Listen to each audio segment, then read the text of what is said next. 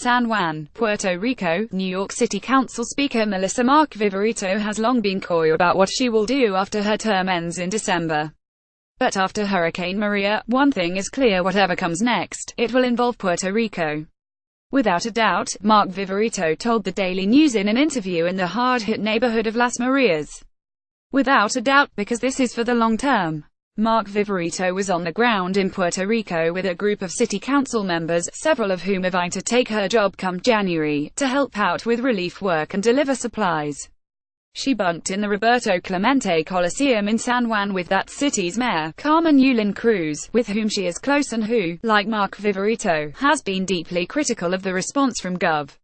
Ricardo Rossello. The trip, her third since the storm, is sure to renew talks that she might return to Puerto Rico to run for governor. The 48-year-old speaker, who is originally from Bayamón, outside capital city San Juan, bristled at the idea her recent trips could be seen as political, but didn't rule out anything for her future. "I guess people don't understand how, I'm born and raised here, so how am I not going to love and care and be passionate and be outspoken about the things that matter," she said. "There shouldn't be the automatic assumption that because I'm an elected official now, that somehow I'm trying to use it as a platform for something else. I'm speaking out because my people deserve better," she continued. "We deserve respect and we deserve equal treatment, and I'm going to use my voice to raise that, so there shouldn't just be an assumption that I'm running for office." Still, she said she does think Puerto Rico needs a different governor. "I believe we do need better leadership than we have now. And I'm just committed to do what needs to happen," she said. "So I don't know what I'm going to do." Her inclination, she said, is to work on Puerto Rico's behalf on the mainland, to encourage communities there to get mobilized and be involved in the crises on the island.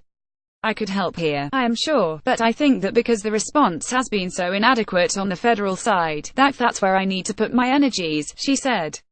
"So we'll see, but I'm trying to weigh that as I spend more time here, as I do more work there. I'm just figuring out what the best path for me is. So I'm not sure yet what that is." If Mark-Viverito were to run for governor, she'd face plenty of obstacles, including that she hasn't lived full-time on the island in years. And she might wind up facing her friend Cruz, who has become a familiar face on cable news following the storm, is rumored to be eyeing the post herself in 2020. While her trip to Puerto Rico has been dominated by ferrying supplies and helping hands to hard-hit areas in desperate need of them, there was an undercurrent of Puerto Rican politics everywhere. Mark-Viverito argued people on the mainland often misunderstand the island's politics. Party divisions are more about the island's status as a Commonwealth of the United States and whether, and how, that should change. Anthony Del Mundo, New York Daily News. But there is a dynamic at play that is undeniably familiar to New Yorkers. Cruz is from the Popular Democratic Party, which advocates for self-government. Rossello is from the New Progressive Party, which advocates for statehood.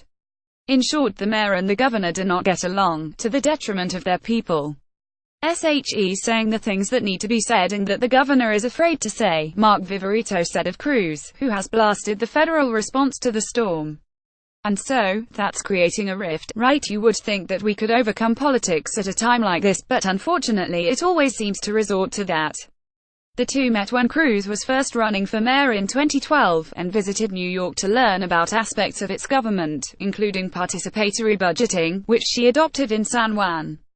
Mark-Viverito spoke at Cruz's inauguration, and during her visit to San Juan this week, she and other council members walked to a park and climbed atop play equipment that had been built through participatory budgeting. "We just developed a very strong bond," Mark-Viverito said. "We're very similar in terms of our interests and goals, in terms of Puerto Rico and governing in a way that's giving to the people. She's been an inspiration." Mark-Viverito, whose mother, Elizabeth, remains without water service in her home in Puerto Rico, said the trips to the island have been emotionally taxing. "It does get to be overwhelming, because there's so much work that needs to get done," she said.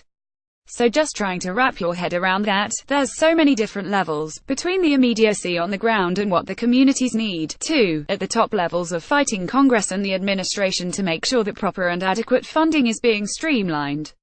But in an interview last week, Cruz said New York's help has made a difference.